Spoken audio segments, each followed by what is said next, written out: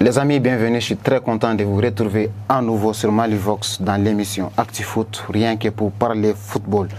Comme vous le savez, ces derniers temps, notre sport favori a souffert de quelques malentendus entre les joueurs et la fédération. Mais aujourd'hui, les choses sont rentrées dans l'ordre grâce notamment à l'arrivée d'un tout nouveau sélectionneur.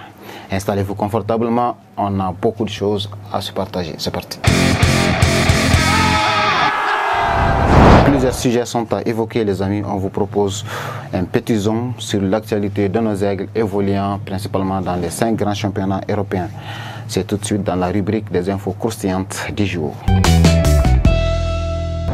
Très rapidement, on commence par l'Angleterre et la Premier League où Yves Bissouma cartonne avec Tottenham sur le plan personnel et ce, malgré une petite bourde de sa part en début de saison. Auteur d'une pré-saison vraiment réussie et qui lui présageait de belles événements en Premier League, le Malien s'est en effet fait du tort en s'affichant sur les réseaux sociaux consommant du gaz hilarant. Cet acte avait choqué ses followers et même ses dirigeants, mais le Malien s'est très vite racheté. Après avoir manqué la première journée du championnat anglais, Yves Bissouma a retrouvé sa place dans l'entrejeu des Spurs. C'était lors de la deuxième journée contre Everton et il ne s'est pas limité à faire que des passes ou des courses. Le Malien s'est d'abord distingué en ouvrant le score pour ses pairs via une lourde frappe aux abords de 18 mètres adverses. Il s'est ensuite conduit en meneur de jeu jusqu'au coup de sifflet final. Ce week-end, ses partenaires ont concédé leur première défaite en Premier League. Mais là aussi, le Malien s'est distingué en montrant de l'envie et de l'agressivité pour stopper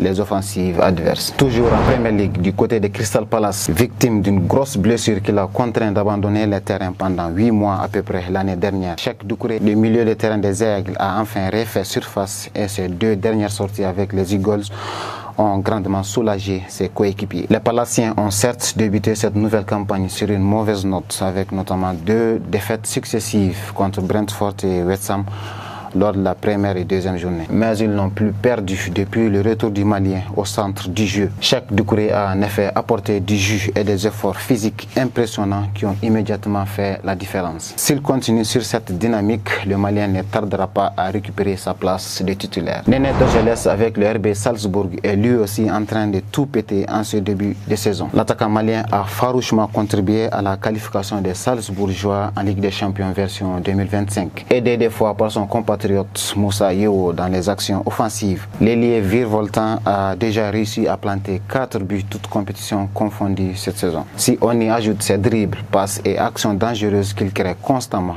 on peut s'attendre à ce que Dorgelès nous sorte une saison pleine. Avec la Real Sociedad en Espagne, Amady Traoré semble de plus en plus épanoui malgré ses impasses récentes avec la fédération nationale. Jusqu'ici, le capitaine des Aigles a participé à toutes les 3 journées de la Liga, étant titulaire et avec de très belles performances sur son côté. Amady dispose déjà d'une passe décisive en championnat et au vu des actions offensives qu'il ne cesse d'initier, d'autres passes vont sûrement arriver. Au Mali, c'est la liste des joueurs retenus pour affronter le Mozambique et l'Eswatini en éliminatoire de la CAN 2025 qui fait le plus de bruit actuellement. Aliou Badara Diallo, qui dirigera les Aigles lors de ces 2 rencontres, a surpris du monde en incluant 3 joueurs locaux et plusieurs nouveaux dans sa liste. On pense à Malik Yalkoui, Mamadou Sangaré ou encore Sori Ibrahim Diarra. Sur le papier, le groupe est assez convaincant, mais les blessures de dernière minute de Amadou Haïdara et de Amady Traoré pourrait bien compliquer les choses pour Conti. Les amis, ça y est, le Mali a enfin trouvé un bon remplaçant à Eric Sékou Chel au poste d'entraîneur. Vous le connaissez tous,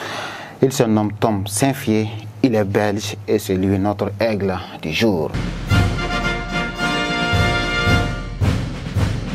C'est une nouvelle ère qui débute pour les Aigles du Mali qui vont connaître un 3e entraîneur en l'espace de seulement 3 années sportives. Rappelez-vous, Mohamed Magasuba, démis de ses fonctions il y a 2 saisons environ, après avoir échoué aux éliminatoires de la Coupe du Monde 2022, fut remplacé par un Eric Chel qui connut le même sort sans même pouvoir aller au bout de ses années de contrat. Les motifs de son limogeage sont divers, mais le plus mémorable reste la défaite cuisante contre la Côte d'Ivoire en quart de finale de la Coupe d'Afrique des Nations 2023. À travers divers canaux, on a appris que plusieurs grands noms ont tenté de récupérer le poste laissé vacant 2 mois durant. Mais c'est Tom Saintfiet qui va finalement hériter du banc des Aigles. L'entraîneur belge a été plébiscité en raison de son immense expérience à la tête de plusieurs sélections nationales africaines, dont la Namibie, le Zimbabwe, l'Éthiopie, mais aussi et surtout la Gambie qui l'a conduit à sa toute première CAN en 2021 et où ils ont atteint les quarts de finale. Néanmoins, sa mission avec le Mali sera beaucoup plus importante. Saintfiet doit en effet réussir là où plusieurs entraîneurs ont échoué, c'est-à-dire atteindre au moins une finale de Coupe d'Afrique et de qualifier les Aigles à la prochaine Coupe du Monde. Les amis, voici en gros les infos qu'on avait à vous partager. On se donne rendez-vous dans pas longtemps pour un nouveau numéro d'ActuFoot. D'ici là, portez-vous bien et à très vite.